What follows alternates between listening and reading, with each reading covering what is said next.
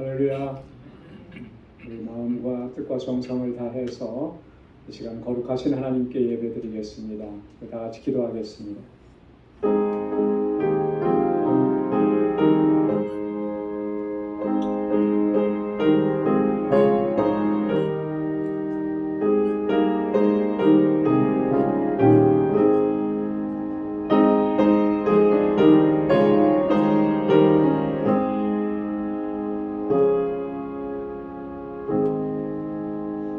내가 산을 향하여 눈을 들리라. 나의 도움이 어디서 올꼬?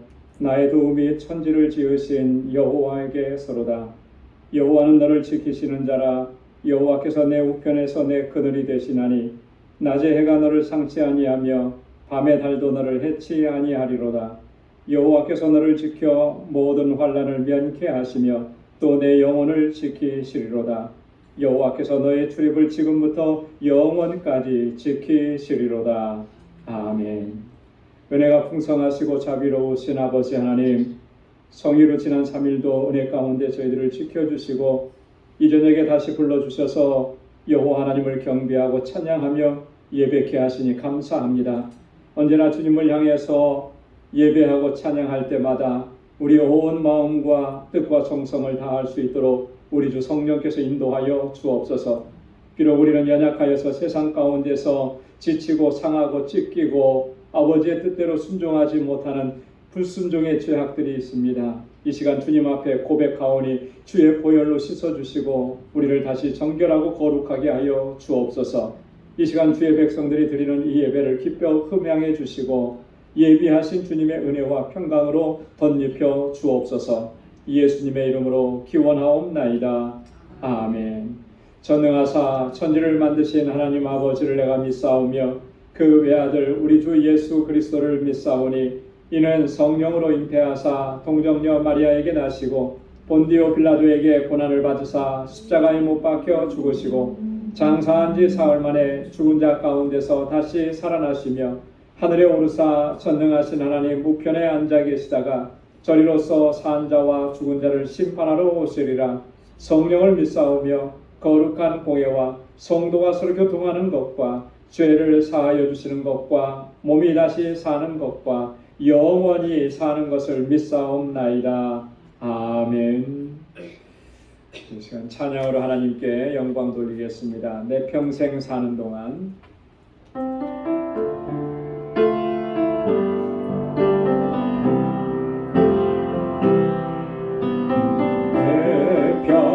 평생 사는 동안 그 찬양하리 여호와 하나님께 주를 찬양하리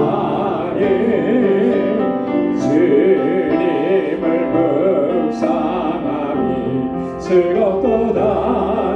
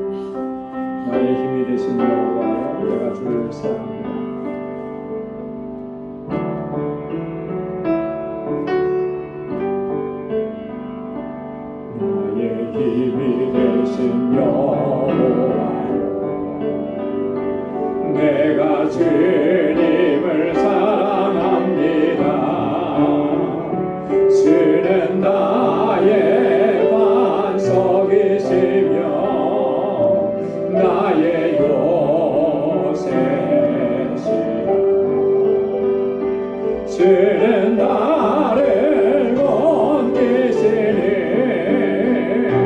나의 주 나의 하나님 나의 피할 바위시요 나의 방패시라 나의 하나님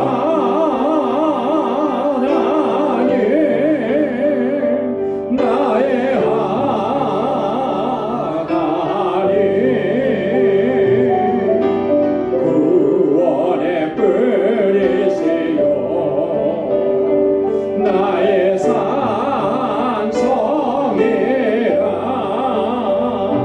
나의 하나님 나의 하나님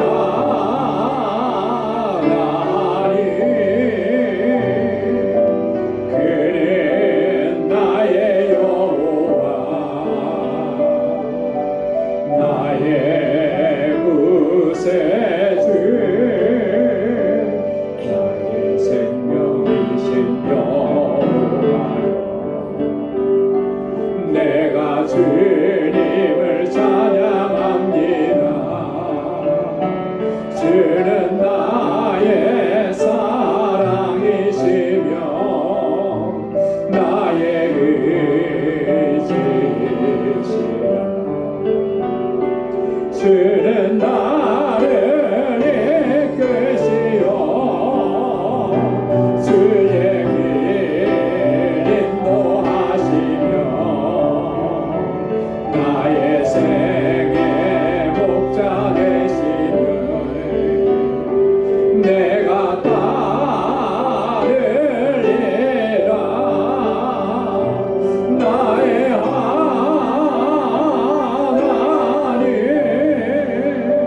나의 하나님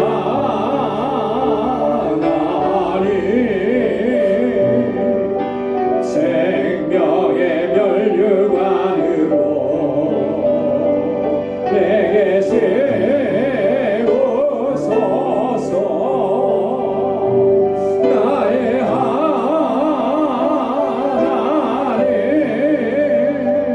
나의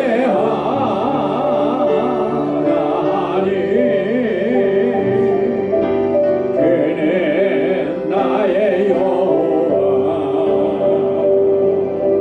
나의 구세주 나의 하나님 나의 하나님 나의 하나님 그는 나의 여호와 나의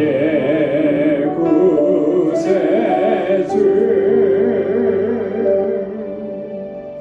아멘.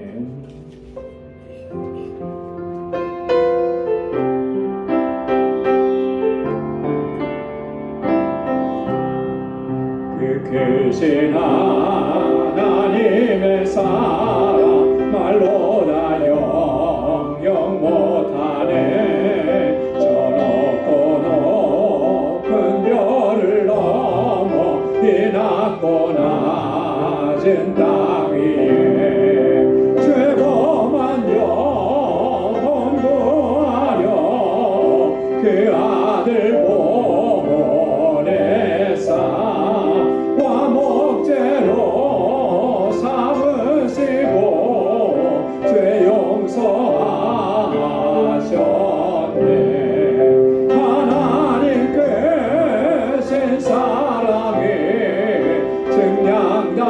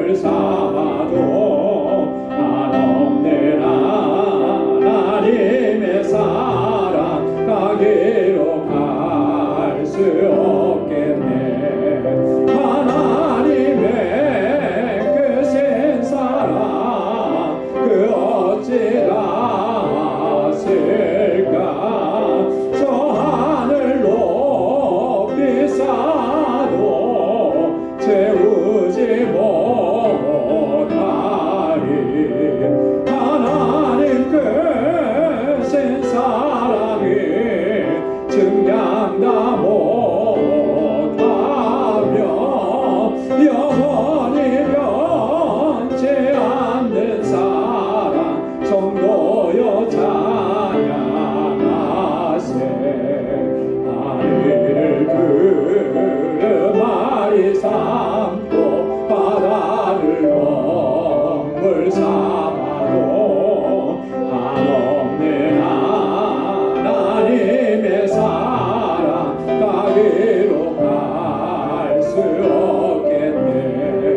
하나님의 크신 사랑 그 어찌하실까. 저 하늘 높이 사도 채우지 못하리. 하나님 크신 사랑이 증량다 못하며 영원히 변치 않는 사랑 성도여 찬양하세. 하나님 크신 사랑이 증량다 못하며 영원히 변치 않는 사랑 성도여 찬양하세.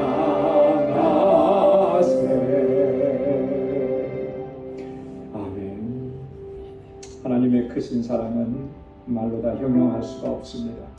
그 사랑을 힘입어 오늘 이렇게 우리가 주님 앞에 나와서 하나님을 경배하고 찬양합니다.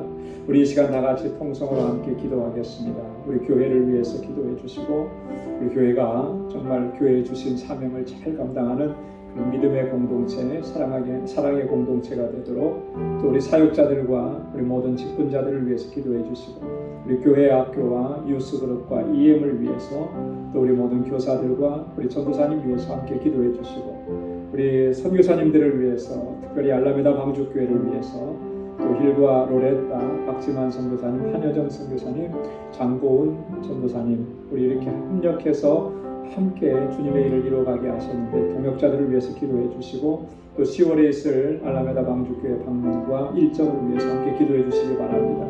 특별히 환우들을 위해서 우리 지체들을 위해서 우리 연로하신 어르신들을 위해서 함께 기도해 주시고 우리 권미숙 사모 내일 12시에 수술이 예정되어 있습니다. 하나님께서 이 모든 수술 과정들을 친히 주관해 주셔서 하나님 이 모든 것들로부터 또 깨끗하게 치유함을 허락해 달라고 우리 함께 기도해 주시길 바랍니다. 오늘 시간도 그리고 개인적으로 가지고 나온 기도의 제목 우리 다 같이 통성으로 하나님께 아뢰겠습니다. 거룩하신 아버지 하나님 참 감사합니다. 저희들을 사랑하셔서 아버지 하나님 오늘도 이렇게 하나님 예배하는 자리로 저희를 불러주시니 감사합니다. 오 하나님 아버지 주님의 부르심에 기쁨으로 응답하고 하나님을 경배하고 찬양할 때마다 우리 영혼이 기뻐 뛰며 하나님을 찬양하고 예배하는 저희들 되게 하여 주시옵소서. 세상에 살면서 여러 모습으로 살아오고 찢긴 저희의 영혼입니다. 주님 불쌍히 여겨주시고 긍휼히 여겨주옵소서. 우리의 연약함 때문에 하나님 자주 넘어지고 쓰러집니다. 아버지 하나님 긍휼과 자비를 베풀어 주시고 아버지 우리의 허물과 죄악을 사하시고 아버지 다시 거룩한 하나님의 백성으로 살아갈 수 있도록 인도하여 주시고 믿음의 길을 온전히 걸어갈 수 있도록 우리를 붙잡아 주시고 성령으로 늘 충만케 하여 주시옵소서. 주님의 권능의 장중에 붙들어 주시고 아버지 하나님 이 믿음의 여정에서 우리 모두가 다 승리할 수 있도록 도와주옵소서. 우리 방주교회를 세우시고 여기까지 인도하신 하나님 아버지 하나님 진정한 믿음의 공동체로 견고하고 우뚝하게 서서 주님의 주신 사명을 잘 감당 영혼 구원의 사명을 잘 감당 구원의 방주가 되게 하옵소서. 믿음의 공동체가 되게 하시고 사랑의 수고를 아끼지 않는 우리 모든 권속들이 되게 하여 주시옵소서. 그래야 하나님 아버지 하나님 이곳에 와서는 정말 그 상처 입은 영혼들이 치유함을 받고 새 생명을 얻는 놀라운 역사가 있도록 인도해 주옵소서. 아버지 세워주신 주의 종들과 하나님의 신실한 일꾼들을 능력의 장중에 붙들어 주시고 주여 성령으로 충만하게 하셔서 주님의 주신 능력과 권능으로 믿음으로 역사 역사하는 종들이 되게 하여 주시옵소서. 하나님 아버지, 그곳에서 자라나는 우리 사랑하는 자녀선들, 우리 어린 심령들, 학생들, 청년들, 우리의 주일학교와 유스그룹과 이행을 기억해 주옵소서. 저들이 어려서부터 하나님 잘 경외하고 믿음으로 살게 하시고 이 세대에 정말 달과 같은 하나님의 귀한 일꾼들이 다 되도록 도와주옵소서. 하나님 경외하며 살게 하옵소서. 말씀 붙잡고 살게 하시고 좌로나 우로나 치우치지 않게 하옵소서. 저희들을 위해서 늘 애쓰고 수고하는 우리 모든 교사들과 우리 전도사님을 아버지 강건하게 붙잡아 주시고 주님의 지혜와 능력으로 함께하여 주옵소서. 세계 곳곳에 복음을 증거하는 하나님의 귀한 종들에게 하나님 능력으로 더 입혀주시고 우리 알라메다 왕족교회 우리 선교지를 붙잡아 주시고 아버지 하나님 주여 함께 동역하게 하신 모든 동역자들에게 능력과 권능을 더 입혀주옵소서. 우리 10월달에 하나님 헌당 예배와 인증식을 위해서 하나님 저희를 준비합니다. 이 모든 예식이 정전히 하나님께만 영광 돌려질 수 있도록 인도하여 주시옵소서. 우리 광주의 모든 권속들 한 사람 한 사람 육신적으로 연약한 분들 마음의 고통과 아버지 하나님의 삶의 질고를 지고 있는 사랑하는 주의 종들 붙잡아주시고 인도하여 주시옵소서. 아버지 하나님 삶에 사랑하는 귀한 여자분의 권미숙 사는 내일 아버지 하나님 수술을 앞에 두고 있습니다. 주님께서 아버지 하나님 이 병을 발견하게 하셔서 오늘 아버지 하나님 주님께서 또한 치료해 주실 줄로 믿습니다. 오 하나님 아버지 능력의 손으로 붙잡아 주시고 치료하여 주시고 아버지 다시 회복시켜 주시고 하나님 건강하게 주님의 일을 감당하시는 도와주옵소서. 의료진 일의 모든 손길들을 주장하여 주셔서 한치의 오차가 없게 하시고 오직 성령 하나님께서 주장하시고 인도하여 주셔서 하나님 아버지 이 수술이 잘 될 수 있도록 하나님 아버지 수술 이후의 모든 회복의 과정이 하나님의 은혜로 잘 회복될 수 있도록 하나님 은혜를 더하여 주시옵소서. 우리 모든 지체들 하나님 특별히 연로하신 우리 어르신들 강건하게 붙잡아 주시옵소서. 오늘도 하나님 이 저녁에 주님 앞에 하나님 나와서 주의 말씀을 사모합니다. 사모하는 심령들 가운데 주여 아버지 하나님 은혜를 베풀어 주시고 주의 말씀으로 새롭게 하여 주시옵소서. 주의 말씀의 은혜를 풍성하게 허락하여 주시옵소서. 모든 감사와 찬양과 영광을 아버지 앞에 올려드립니다. 주님 홀로 영광 받아주시고 예비하신 은혜로 이 시간 충만하게 허락하여 주시옵소서. 모든 영광 주님께 올려드리며 예수님의 이름으로 간절히 기도드리옵나이다. 아멘. 할렐루야. 하나님께서 선하신 응답을 허락해 주실 줄로 믿습니다. 오늘 이 시간 우리 함께 묵상할 하나님의 말씀입니다. 에베소서 제3장 14절에서 21절 말씀입니다. 에베소서 3장 14절에서 마지막 21절까지 한 절씩 교독하겠습니다. 14절부터 보겠습니다. 이러함으로 내가 하늘과 땅에 있는 각 족속에게 이름을 주신 아버지 앞에 무릎을 꿇고 기도하니 그 영광의 풍성을 따라 그의 성령으로 말미암아 너희의 속사람을 능력으로 강건하게 하옵시며 믿음으로 말미암아 그리스도께서 너희 마음에 계시게 하옵시고 너희가 사랑 가운데서 뿌리가 박히고 터가 굳어져서 능히 모든 성도와 함께 지식에 넘치는 그리스도의 사랑을 알아 그 넓이와 길이와 높이와 깊이가 어떠함을 깨달아 하나님의 모든 충만하신 것으로 너희에게 충만하게 하시기를 원하노라. 우리 가운데서 역사하시는 능력대로 우리의 온갖 구하는 것이나 생각하는 것에 더 넘치도록 능히 하실 이에게 교회 안에서와 그리스도 예수 안에서 영광이 대대로 영원하기를 원하노라. 아멘. 오늘 에베소서 3장 14절에서 마지막 21절까지 이 말씀은 두 부분으로 이렇게 나눠져 있습니다. 14절에서 19절까지는 바울이 이 에베소 교회 이 공동체를 위한 기도의 내용들입니다. 우리가 에베소서를 처음 시작하면서 1장에서 바울이 에베소 교회 성도들을 위해서 기도했던 내용들 있었습니다. 그죠? 여러분 기억나세요? 어떻게 기도했는지? 너무나 오래돼서 에베소서 1장 17절부터 19절까지의 말씀이에요. 거기에 말씀에 보면 바울이 이 에베소서를 쓰면서 이 에베소 교회 성도들을 위해서 이렇게 기도합니다. 17절에 보면 우리 주 예수 그리스도의 하나님 영광의 아버지께서 지혜와 계시의 정신을 너희에게 주사 하나님을 알게 하시고 너희 마음 눈을 밝히사 그의 부르심의 소망이 무엇이며 성도 안에서 그 기업의 영광의 풍성이 무엇이며 그의 힘의 강력으로 역사하심을 따라 믿는 우리에게 베푸신 능력의 지극히 크심이 어떤 것을 너희로 알게 하시기를 구하노라. 이게 에베소 교회 성도들을 위한 바울의 기도였습니다. 한번 이 기도의 내용을 한번 잘 보시면 여러분 우리의 기도의 내용과 어떻게 다른지 한번 비교를 한번 해보시면 좋아요. 네. 여러분 어떻게 다릅니까? 굉장히 많이 다르죠. 그죠? 이렇게 물어보면 뭐라고 대답을 하시고 고개도 끄덕끄덕 해보시고 그래야 저도 이렇게 계속 말씀을 이어갈 수 있는 힘이 생기는데 다르죠, 그죠? 네, 많이 달라요. 네. 사실 우리가 하나님 앞에 기도하는 기도의 내용들의 대부분은 뭐냐면 일상적으로 내 삶 속에 필요한 것들을 허락해 달라고 하는 그런 기도예요, 그죠? 이것도 해주시고 저것도 해주시고 내가 부족하다고 생각하는 거, 내가 내게 결핍이라고 생각하는 거, 우리가 살아가는 삶에서 부족한 부분들 그거 채워달라는 기도가 대부분이거든요. 근데 오늘 이 에베소 교회 성도들을 위해서 바울이 기도하는 내용은 굉장히 그 차원이 높은 거예요.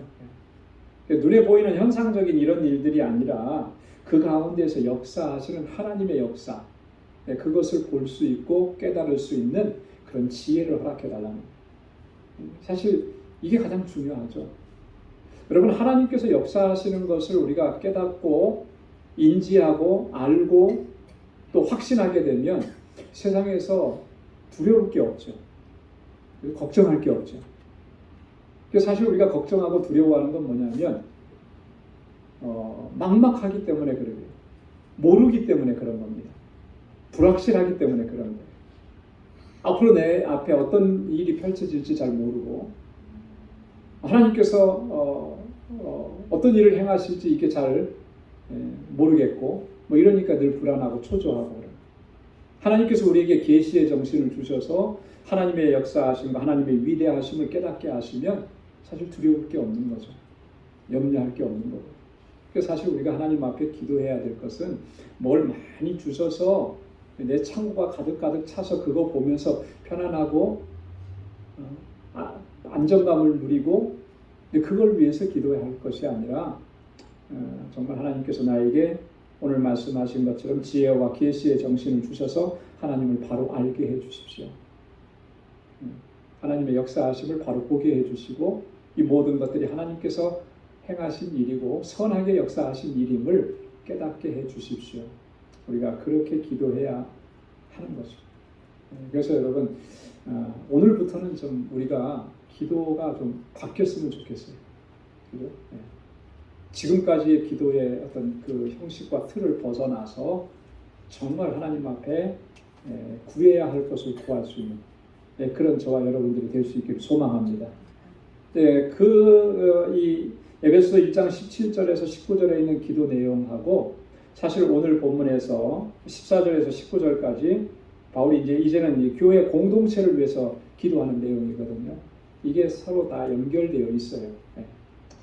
그래서 우리가 다시 한 번 더 에베소 교회 성도들을 위해서 또 에베소 교회 공동체를 위해서 바울이 어떻게 기도하고 있는지 이런 기도의 내용들을 살펴보면서 우리의 기도의 방향을 또 잡아갈 수 있기를 바랍니다. 그리고 두 번째 부분은 20절과 21절인데 송영이에요. 송영이라는 것은 하나님께 영광 돌리는 거잖아요. 하나님을 찬송하고 하나님께 영광 돌리는데 바울이 어떻게 하나님을 찬양하고 영광을 돌리는지 이 두 절 속에 담겨져 있습니다. 자, 그러면 우리가 우리 한 절씩 같이 보도록 하겠습니다. 자, 먼저 14절과 15절에 보면 이러함으로 내가 하늘과 땅에 있는 각 족속에게 이름을 주신 아버지 앞에 무릎을 꿇고 비노니 하나님 앞에 이렇게 기도합니다라고 이제 시작을 하는 거예요. 그러면서 이제 16절부터 이제 기도의 내용이 나오죠. 자, 이러함으로 그랬습니다. 이러함으로라고 하는 말은 앞에 뭐라고 얘기한 게 있어요. 그죠? 그래서 1절부터 13절까지 바울이 쭉 얘기해 놓은 거 있습니다. 그렇기 때문에 나는 이제 이렇게 기도합니다. 이제 이렇게 얘기하는 거거든요. 자, 1절부터 13절까지 내용은 바울이 거기서 뭘 했냐면 이런 얘기를 했습니다. 특별히 3장 3절로 4절 말씀을 한번 보시면 곧 계시로 내게 비밀을 알게 하신 것은 내가 이미 대강 기록함과 같으니 이것을 읽으면 그리스도의 비밀을 내가 깨달은 것을 너희가 알 수 있으리라. 하나님께서 나에게 계시의 정신을 허락해 주셔서 그리스도의 비밀을 깨닫게 해 주셨다라고 하는 얘기를 했거든요. 여러분, 그 그리스도의 비밀이라는 게 뭐라고 얘기했습니까? 그것은 태초부터 하나님께서 계획하신 일이에요. 태초부터 하나님께서 작정하시고 계획하신 일, 그게 뭐겠습니까? 예수 그리스도를 통해서 죄인들을 구원하시는 그 구속의 역사에 대한 계획인 거예요. 하나님께서는 우리 죄인들을 구원하시기 위해서 언제부터 그 일을 계획하셨다고요? 창세 전부터. 네. 우리가 태어나기 이전부터가 아니라 하나님께서 이 세상을 조성하기 이전부터, 그래서 에베소서 1장 4절에서 창세 전부터 우리의 구원을 계획하셨다 그렇게 말씀을 하셨잖아요. 이거는 우리가 사실은 아무리 똑똑한 사람도 이해가 안 되는 부분입니다. 그렇잖아요. 이해할 수 있겠습니까? 내가 태어나기도 전이고, 아니 이 세상이 만들어지기도 전인데 하나님은 그런 길을 계획해 놓으셨다. 이게 사실 우리의 이해로서는 이해가 안 되는 일이죠. 그래서 그리스도의 비밀이라 이렇게 얘기한 거예요. 비밀이라는 게 뭐죠? 알 수 없으니까 비밀이라고 얘기하는 거 아니겠어요? 근데 그 그리스도의 비밀을 나로 하여금 깨닫게 해주셔서 그 복음을 전하게 하시고, 하나님이 죄인을 얼마나 사랑하시는지를 알게 하시고, 죄인을 구원하시기 위해서 하나님께서 독생자 예수 그리스도를 이 땅에 보내어 주셨고, 그를 믿음으로 말미암아 구원 얻게 하셨다라고 하는 이 놀라운 비밀을 깨닫게 하셔서 전하게 하셨다라고 하는 거예요. 자, 그렇기 때문에 그것에 근거해서 내가 하나님 앞에 이렇게 무릎을 꿇고 기도합니다. 그렇게 얘기하는 것입니다. 하늘과 땅에 있는 각 족속에게 이름을 주신 아버지, 하늘과 땅에 속한 모든 것들에게 이름을 주셨다 그랬어요. 이름을 주셨다. 여러분, 이름을 주셨다라고 하는 이 말은 뭘 의미하는 거겠습니까? 네. 여러분, 이름을 붙일 때 이 가정에서 자녀들이 태어나면 누가 이름을 붙여주나요? 부모님들이 이름 붙여주죠. 그죠? 뭐 할아버지 할머니가 계시면 할아버지가 이름을 할머니가 붙여주시기도 하고, 제 이름은 이제 천수인데 저희 이제 고모 할머니께서 제 이름을 지어주셔서 저희 아버님께 얘는 천수라고 해라. 하늘 천자 목숨 숫자 이렇게 딱 써서 하나님이 주신 생명이다. 하늘 천 목숨 수. 그래서 이제 얘는 이제 앞으로 주의 종이 되어야 된다. 그렇게 말씀을 하셨대요. 저는 이제 전해 들었죠. 제가 자라면서는 이미 고모 할머니 돌아가셨으니까. 네. 그렇게 이름을 붙여주십니다. 여러분, 이름을 붙여주는 역할은 부모님들이 하시는 역할이고, 이름을 붙여줄 때는 그 이름 속에는 뭐가 들어있습니까? 그 사람의 정체성이 들어있는 거예요. 그죠? 네. 그래서 지금 여러분 관계 속에서 관계하는 모든 사람들의 한번 떠올려 보십시오. 이름을 딱 떠올리면 그 사람에 대한 전부가 다 기억나잖아요. 그죠? 그 사람의 인격, 그 사람의 성격, 그 사람이 어떤 일을 했었는지 이게 다 떠오르죠. 이름은 그런 역할을 하는 거예요. 근데 지금 보니까 하나님께서 각 족속에게, 하늘과 땅에 있는 각 족속에게 이름을 주셨다는 거예요. 사람이 이름을 붙인 것 같지만 하나님께서 그 이름을 붙이셨다라고 하는 거죠. 이름을 붙여주셨다라고 하는 것은 실제적으로 이 사물은 이게 뭐 돌이야, 이게 뭐 강이야, 산이야, 이런 이름을 주셨다라고 하는 그런 문자적인 의미라기보다는 여기서 바울이 강조하려고 하는 것은 뭐냐면 하나님은 창조주시다라고 하는 것을 강조하는 거예요. 모든 것을 창조하신 분. 그래서 이 세상의 모든 것들은 다 하나님의 창조물이고 하나님의 소유다라고 하는 것, 이것을 이야기하려고 하는 것입니다. 우리가 이것을 인정하는 것이 그게 바른 신앙인 거예요. 그렇기 때문에 우리가 기도할 때도 창조주 하나님께 기도하는 거죠. 온 우주 만물을 창조하시고 섭리하시고 다스리시는 그분만이 우리의 기도에 응답해 주시고 역사하시고 이루어 가시는 것, 이걸 인정하는 믿음으로 주님 앞에 기도하는 것입니다. 자, 그런데 기도하는 자세를 보니까 어떻게 기도한다 그랬습니까? 무릎을 꿇고 기도한다 그랬어요. 내가 무릎을 꿇고 기도한. 정말 하나님 앞에서 간절하고 간곡하게 기도하는 자세를 표현하는 거죠. 성경에도 보면 정말 간절하게 간곡하게 기도할 때 무릎을 꿇고 기도하는 장면들이 종종 표현이 되어 있습니다. 그 대표적인 예가 예수님께서 겟세마네 동산에서 기도하실 때, 그렇죠? 무릎을 꿇고 기도하셨다. 또 사도행전 7장에 보면은 스데반이 순교하면서 하나님 앞에 부르짖어 기도하는데 그가 무릎을 꿇고 크게 불러서 하나님 앞에 아랬다. 여러분, 하나님 앞에 무릎을 꿇는다라고 하는 것은 크게 보면 두 가지 의미가 있어요. 첫째는 하나님 앞에 내가 온전히 복종한다라고 하는 뜻이에요. 무릎을 꿇는다라고 하는 것은 복종의 의미가 있잖아요. 그러니까 하나님 앞에 온전하게 복종하고 순종한다라고 하는 그런 의미가 담겨져 있습니다. 또 하나의 의미는 뭐냐면 하나님을 온전히 신뢰한다라고 하는 그런 의미입니다. 그래서 하나님께 대한 신뢰와 하나님께 대한 복종의 의미로 무릎을 꿇고 하나님 앞에 기도하는. 그래서 우리나라 사람들은 대체적으로 무릎을 꿇고 기도하는 것에 익숙해요. 그렇죠? 그래서 한국에서도 신방을 하면서 이제 다 말씀 전하고 이제 기도합시다 그러면은 다들 이제 저도 말씀을 전하면서 그 기도할 때는 무릎을 꿇고 기도하고, 그리고 신방 받으시는 분들도 다 편안한 자세로 앉아 있다가 이제 무릎을 꿇고 기도해요. 이 한국의 신앙생활 하셨던 성도님들은 무릎 꿇는 게 그렇게 어색하지 않아요. 근데 제가 이렇게 미국에 와서 이렇게 같이 목회하면서 보니까 미국에서 사신 분들은 이제는 무릎 꿇는 게 참 어색해 하시더라고요. 그렇죠. 여러분, 무릎 꿇는 거 편안하십니까?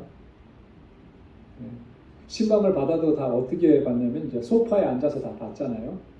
네, 그러다 보니까 이 무릎 꿇는 게 익숙하지 않고, 예전에도 한번 그런 말씀을 드린 적이 있는데, 이 미국에 있는 목회자들이 오래전이에요. 한국에 이제 한국 교회가 부흥한 것을 이제 탐방하기 위해서 세미나를 참석하고 갔는데, 딱 다 끝나고 나서 어떤 목사님이 그랬대요. 이게 한국 교회 부흥하는 교회들 다 정말 감명 있게 잘 봤는데 우리한테는 별로 도움이 안 되는 것 같습니다. 그러더래요. 그래서 이제 인도해 주신 한국 목사님이 깜짝 놀란 거죠. 왜 그렇게 얘기하냐고요. 이게 우리가 할 수 없는 게 몇 가지가 있다는 거예요. 그게 왜 그러냐. 첫째는 새벽 기도로 부흥한 것 같은데 우리는 새벽 기도 못 한다. 그렇잖아요. 한국 교회에서 새벽 기도만. 두 번째는 다 기도하는데 보니까 전부 무릎 꿇고 기도하는데 우리는 무릎 꿇고 못 한다고. 그래서 이 그대로 따라서 못 할 것 같다고 그런 얘기를 했대요. 네, 그만큼 이렇게 무릎 꿇는 게 쉽지 않죠. 근데 무릎을 꿇는 그런 어떤 형식과 표현, 이게 중요한 게 아니고 본질적으로 중요한 것은 하나님 앞에 서는 그런 자세예요. 그죠?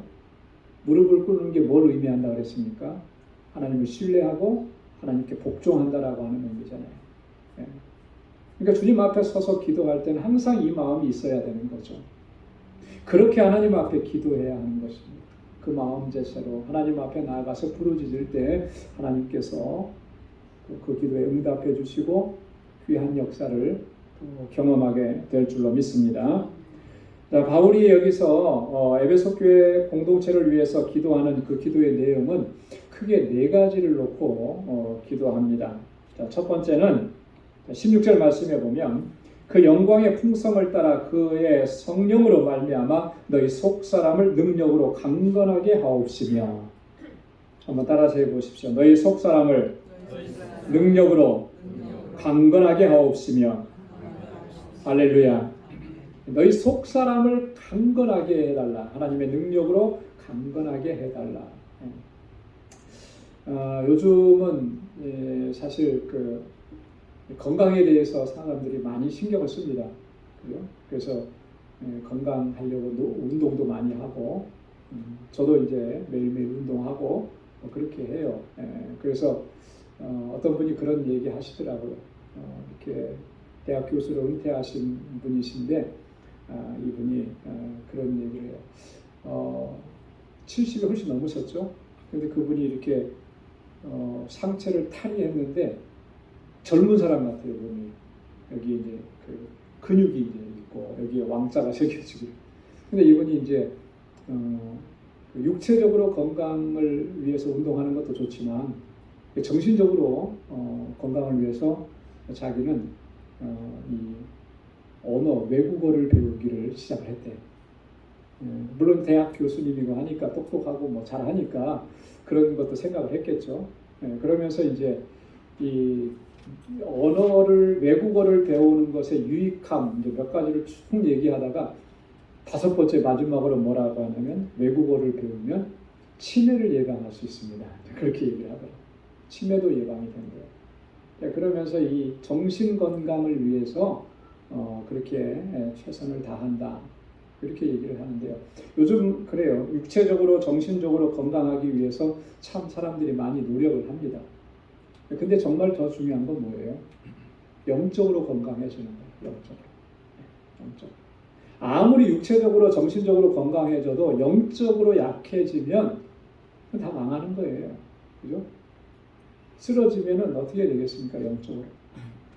그러니까 우리가 가장 신경 쓰고 주의하고 힘써야 되는 것은 우리가 영적으로 강건해지는 것. 오늘 바울이 얘기하는 것처럼 너희 속사람이 능력으로 강건하게 되는 것. 여러분 속사람이라는 게 뭐예요? 이 속사람은 이 바울만 쓰는 아주 독특한 표현이거든요. 이 속사람은 이 겉사람과 대조되는 거예요. 그죠? 이 겉사람이라고 하는 것은 이런 겁니다.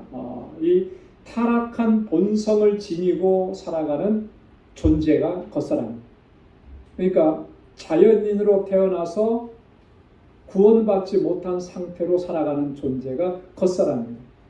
그러면 속사람은 뭐예요?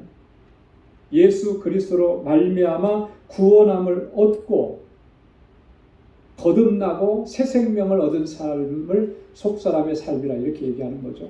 그런데 이 거듭나서 새 생명을 얻었는데 이 생명이 강건해야 된다라고 하는 거예요. 육체적으로도 보면은 우리가 한 사람이 태어났을 때 갓난 아기 때는 얼마나 연약합니까, 그죠? 모든 뭐 사람을 포함해서 모든 동물들 세계 안에서 가장 연약한 존재가 사람인 것 같아요, 그죠? 인간은 태어나서 성인이 되기까지 뭐 성인까지 갈 필요도 없이 2발로 걷고 혼자서 독립적인 생활을 할 때까지 다른 모든 포유물이나 동물들에 비해서 사람이 굉장히 길죠. 그렇잖아요. 요즘에는 뭐 나이가 30, 40이 넘어도 뭐 부모님의 보호 아래 있는 이런 시대가 됐잖아요. 독립하지 못하고. 근데 어떤 짐승, 어떤 동물들도 그런 동물들은 없어요. 어떤 걸 보면 신기하게 막 태어났는데 5분도 안 돼서 막 뛰어다니더라. 그러고 보면 우리 인간은 참 더디게 성장하는 거예요. 그만큼 약한 존재인 것이죠. 육체적으로도 약하지만 사실 이게 정말 중요한 것은 우리가 영적으로 우리 속사람이 강건해지는 거예요. 새 생명으로 태어났으니까 어떻게 보면 새 생명으로 막 태어났을 때는 어린아이와 같고 갓난아이가 같은 거거든요. 영적으로 자라가야 되는 거죠. 하나님의 말씀을 늘 묵상하고 그 말씀으로 새 힘을 얻고 그래서 강건해져야 되는 건데 영적으로 강건하지 않으니까 영적으로 항상 어린아이의 상태에 머물러 있으니까 자꾸 시험에 들고 넘어지고 낙심하고 주저앉고 이러는 거예요.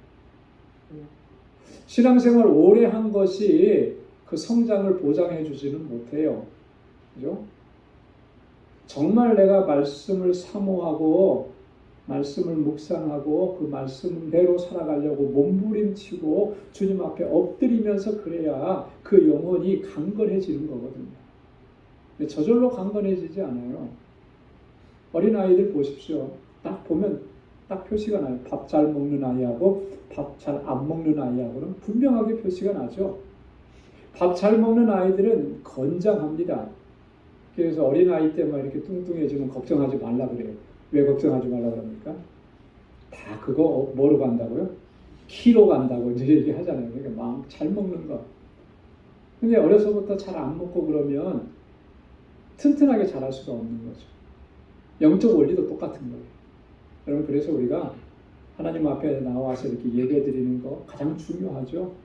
예배 드릴 때도 우리가 집중해야 되는 것이고 사모하는 마음을 가져야 되는 것이고, 또 예배 이외에 우리의 삶 속에서 하나님의 말씀을 묵상하고 그 말씀대로 살아가려고 하는 그 노력이 필요한 거예요.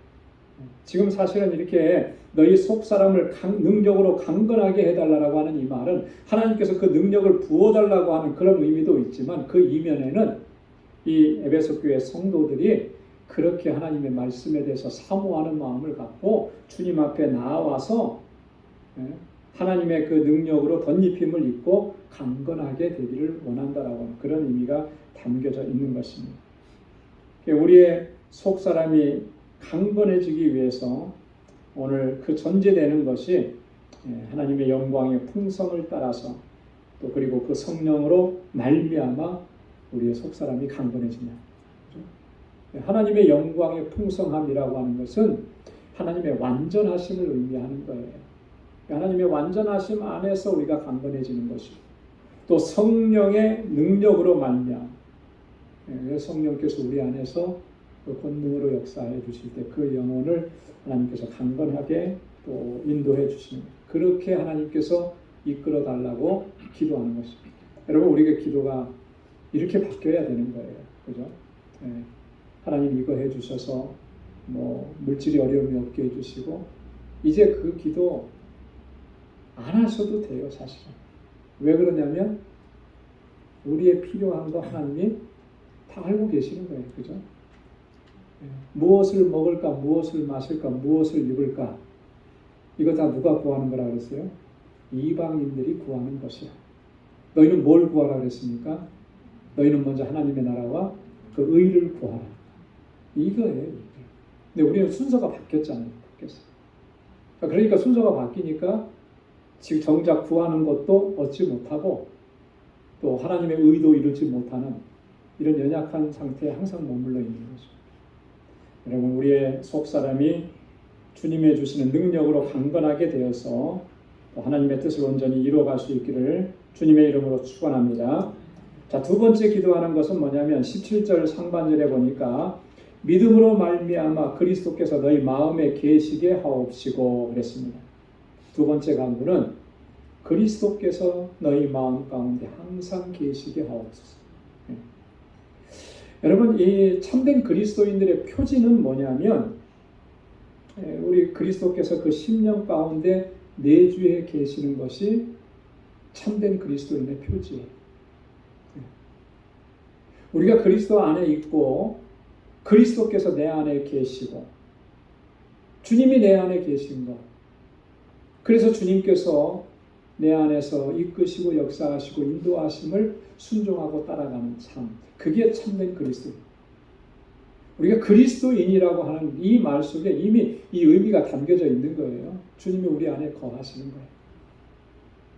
하나님은 하나님의 백성들 한 사람 한 사람 그 심령 가운데 거하셔서 그의 삶을 인도해 주시는 줄로 믿습니다.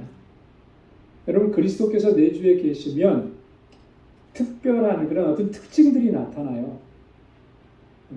주님이 그 안에 거하시는 사람과 그렇지 않은 사람과는 분명하게 구별이 되는 것입니다. 어떻게 구별이 되겠습니까?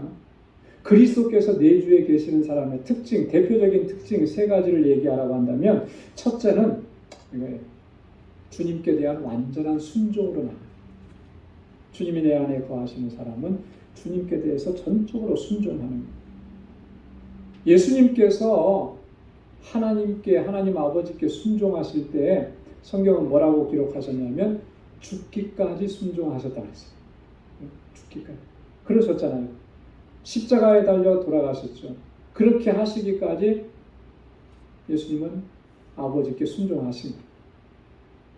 여러분, 사도 바울은 주님께서 그 안에 거하시니까 여러분 그가 뭐라고 고백을 하느냐면 사도행전 20장 24절에 보니까 나의 생명을 조금도 귀한 것으로 여기지 아니하노라. 내 생명을 조금도 귀한 것으로 여기지 아니. 무슨 말이에요? 복음을 전하면서 내가 죽기까지 순종하고 복음을 전하는. 이게 그리스도께서 내 안에 내 주에 계신 사람의 첫 번째 특징입니다. 주님께 순종하는 거예요. 두 번째 특징이 뭐냐면 두려움이 없는 담대함을 갖는 거예요. 주님이 내 안에 거하셔서 모든 두려움을 물리쳐 주시는 거죠. 담대함을 가지고 나아가게 하는 거예요. 세 번째 특징은 뭐냐면 주님이 내 안에 거하시면 우리의 삶은 하나님께서 기대하시는 열매로 풍성하게 맺혀지는 것입니다. 그래서 요한복음 15장 7절로 8절 말씀에 보면 내가 너 안에 너희가 내 안에 거하면 너희가 과실을 어떻게 맺는다 그랬어요? 풍성하게 맺는다 그랬어요. 풍성하게. 그래서 우리의 삶이 열매 맺는 삶. 갈라디아서 5장 22절 23절에 있는 성령의 열매가 그냥 저절로 맺혀지는 것이 아니라 그리스도께서 내 안에 거주하시고 그래서 내가 주님께 순종하고 담대함으로 나아가 그 삶에 그런 열매가 맺혀지도록 성령이 역사하시고 이끌어 주시는 것입니다. 그래서 바울이 지금 기도하는 게 그거예요. 그리스도께서 너희 마음에 계시게 하옵시고.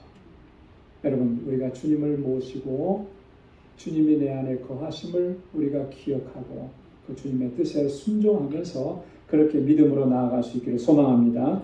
자, 그 다음에 세 번째 간구는 17절 하반절에서 19절까지의 말씀 보면 이렇게 기도합니다. 너희가 사람 가운데서 뿌리가 박히고 토가 굳어져서 능히 모든 성도와 함께 지식에 넘치는 그리스도의 사랑을 알아 그 넓이와 길이와 높이와 깊이가 어떠함을 깨달아 하나님의 모든 충만하신 것으로 너희에게 충만하게 하시기를 구하노라. 세 번째 간구는 그거예요. 그리스도의 사랑의 그 넓이와 길이와 높이와 깊이를 깨달아 아는 것. 이게 바울이 에베소 교회 성도들을 위해서 간구하는 세 번째 기도의 내용입니다. 그리스도의 사랑을 온전하게 바로 깨닫고 그 사랑의 넓이와 길이, 높이와 깊이가 어떠한지를 알게 되는 것, 이게 굉장히 중요합니다. 여러분 그 사랑의 의미를 나를 사랑한다라고 하는 그 사실 하나만 바르게 깨달아도 온전한 신뢰가 형성이 되는 거예요. 그죠? 부모와 자식 간에 이 신뢰는 무엇을 바탕으로 해서 생겨나느냐면 아낌없는 제한 없는 사랑의 바탕으로 그 신뢰가 형성이 되는 거예요. 어렸을 때부터 부모님께로부터 정말 그 무한한 사랑을 받고 자란 사람은 부모님을 온전히 신뢰하죠. 그죠? 그런데 그 사랑을 한 번도 경험해 보지 못한 사람은 신뢰할 수가 없는 거예요. 그래서 그 사랑을 깨달아 아는 것이 굉장히 중요합니다. 그리고 사랑은 표현하는 게 중요합니다. 그죠?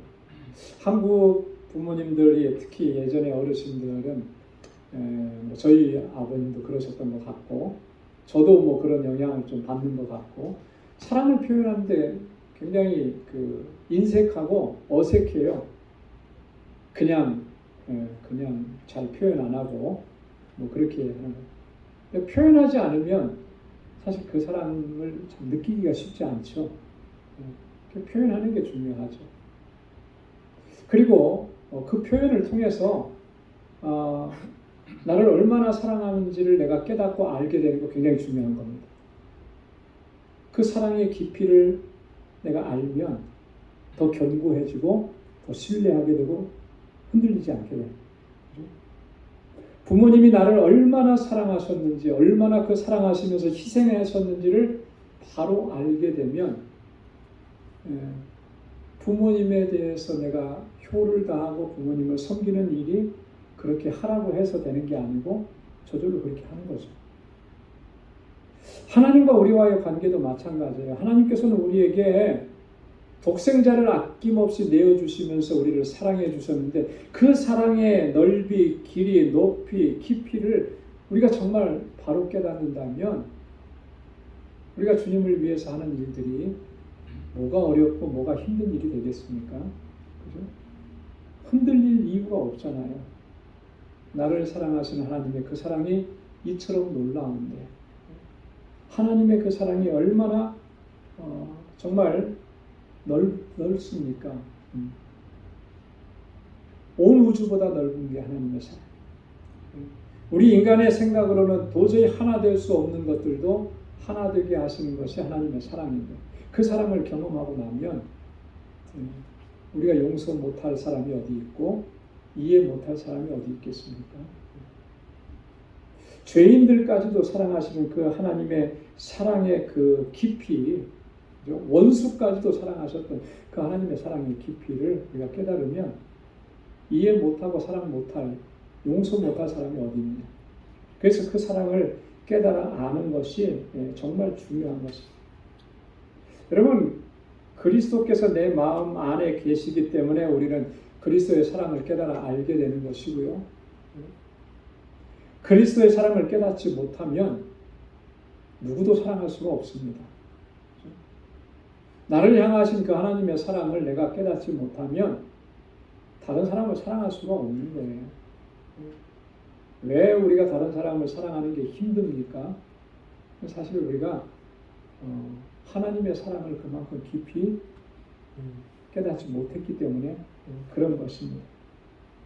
요한일서 4장 7절로 8절에 보면 사랑하는 자들아 우리가 서로 사랑하자. 사랑은 하나님께 속하는 것이니 사랑하는 자마다 하나님께로 나서 하나님을 알고 사랑하지 아니하는 자는 하나님을 알지 못하나니 이는 하나님은 사랑이심이라.